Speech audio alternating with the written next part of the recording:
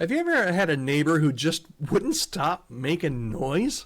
Imagine a leaf blower running outside of your house all day, every day. That's what happened in College Station, Texas recently when Amazon's drones took to the sky. But here's the twist. The people fought back and they won.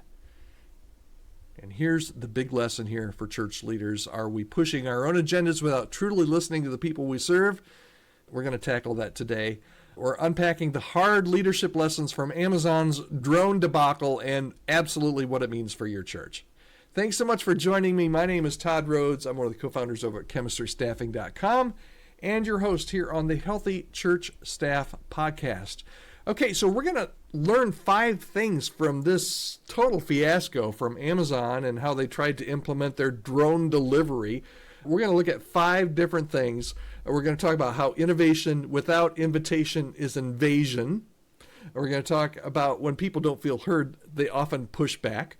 We're going to talk about progress isn't always worth the price. We're going to talk about the right location matters, and we're going to talk about trust is hard to win, and it's really easy to lose. So let's dig right in. Truth number 1, innovation without invitation is invasion. That will preach. Innovation without invitation is invasion. So here's what happened. Amazon drones were an attempt to innovate delivery services. But what the company failed to consider was the real impact on the community, the noise, the privacy concerns, even pets and wildlife reacting to these buzzing drones making these deliveries. And sometimes church leaders, we launch new programs or services or technology because they seem like really great ideas, but if we don't take time to invite feedback and involve people in the process, we risk alienating the very people that we want to serve. So here's what you need to ask yourself whenever you introduce something new, something you are excited about as a leader, something that you feel like, hey, this is an incredible innovation that we're going to introduce and people are going to love it. Here's what you need to ask yourself. Are we introducing changes because they serve our people or just because they seem exciting? Okay? Are we introducing changes because they serve our people or just because they seem exciting? Okay, truth number 2. When people don't feel heard, they push back. The residents of College Station didn't just grumble about the drones. They organized and submitted formal complaints, and ultimately, they forced Amazon to retreat. Why? Because they felt unheard. They felt like they had some input. They had, yes, some complaints, and Amazon just didn't listen. Does this ever happen in the church? Oh my goodness, yes it does. When people in your church feel like they're ignored, whether it's about worship styles or ministry direction or staff decisions, they just don't get over it. They talk, they resist, in some cases, they leave. So what should you ask yourself here? Here's some question you should be asking. Are you listening well enough to the frustrations and concerns of our congregation before you make big decisions? I know you don't want to, it's usually the same people that have the same complaints, and yep, absolutely, but sometimes you get input from people that you really need to listen to. Okay. Truth number 3, progress isn't always worth the price. Amazon totally miscalculated the cost of running drones near residential areas, and the backlash outweighed the benefit. They found this out the hard way.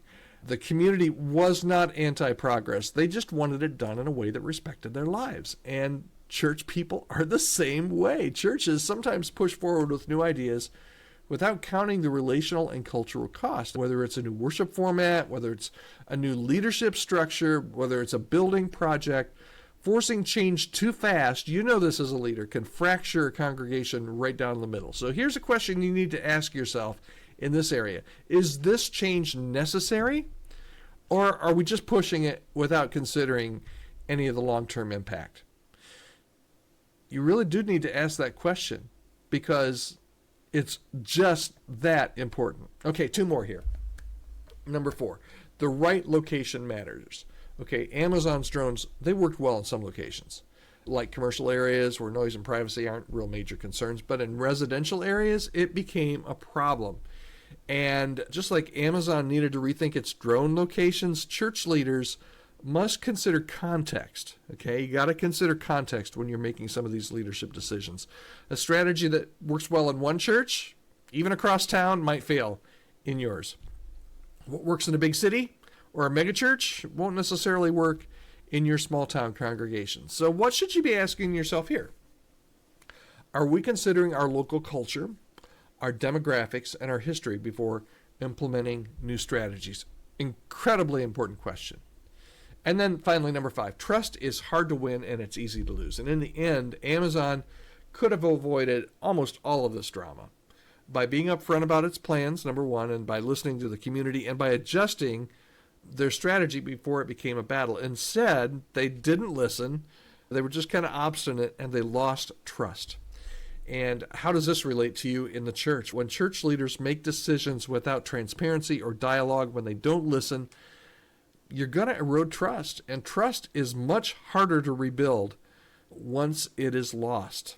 So what question should you ask yourself here? You should really be asking yourself, are we able to be as transparent as possible? Matter of fact, not are we able, are we being as transparent as possible with our congregation, with our church, about all these upcoming changes and decisions? And then more importantly, are we listening to the feedback that we're hearing?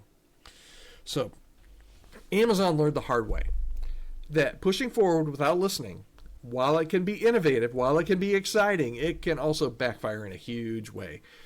Church leaders, let's not make the same mistake that Amazon made. There are decisions that you need to slow roll. You need to slow down. Maybe you're dealing with some of those now. You as a leader, man, you're ready. Let's go. Let's do it. In order for this to work, it just needs to be slower, right? And you need to answer questions. You need to listen.